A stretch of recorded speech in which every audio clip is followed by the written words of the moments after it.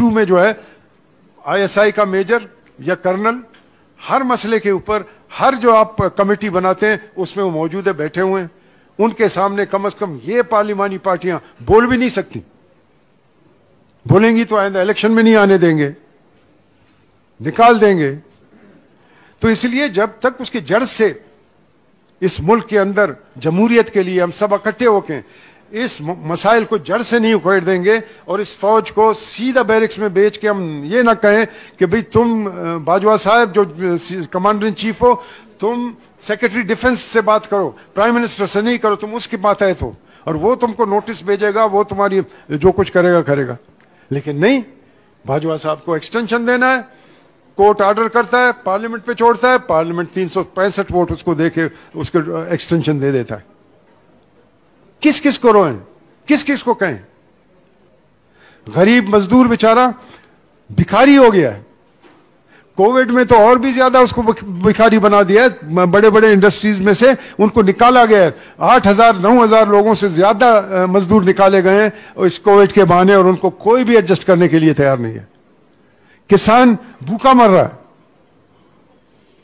تو اس ملک کو اگر بچانا ہے, اس ملک کو اگر آگے چلانا ہے, تو آپ کو اس پورے سسٹم کو بدلنا پڑے گا. آپ کو اس فوج کو کنٹرول کرنا پڑے گا, آپ کو اس فوج کو واپس بھیجنا پڑے گا بیرکس میں, اور اس فوج کی اتنی اہمیت ہو کہ جب جنگ ہو وزیر اعظم آرڈر کرے تو آپ جائیں جنگ لڑیں, ورنہ اس سے زیادہ اس کی کوئی اہمیت نہیں ہونی چاہیے. لیکن جنرل باجوہ صاحب آتے ہیں, جنرل عاصم باجوہ جو ابھی بنے ہیں سی پیک کے سربراہ, وہ آتے ہیں. کرپشن کا اس کے اوپر جو چارجز ہیں اس کے اوپر سب خاموشی ہے, کوئی کچھ نہیں بولتا. جہانگیر ترین کو یہاں بھگا دیا گیا یہاں سے, اور اس کے لیے قانون بھی بدلا جا رہا ہے, اور کچھ نہیں ہوگا. لیکن جو اکاؤنٹیبلٹی ہوگا تو نواز شریف صاحب کا ہوگا, شہباز شریف صاحب کا ہوگا, بلاول بھٹو صاحب کا ہوگا, آصف زرداری صاحب کا ہوگا.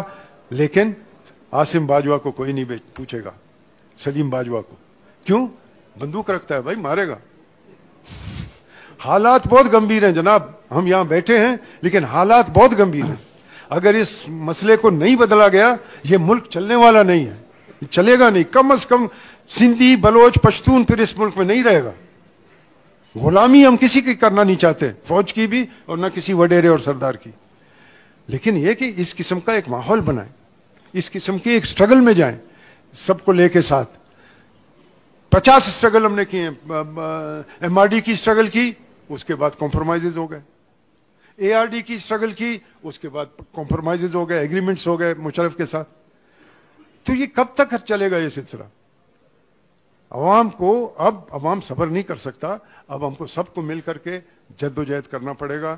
ساری پارٹیز کو سب سے پہلے ملٹری کو بیرکس میں بھیجنے کے لیے, اس کے سوا اور کوئی چارہ نہیں ہے.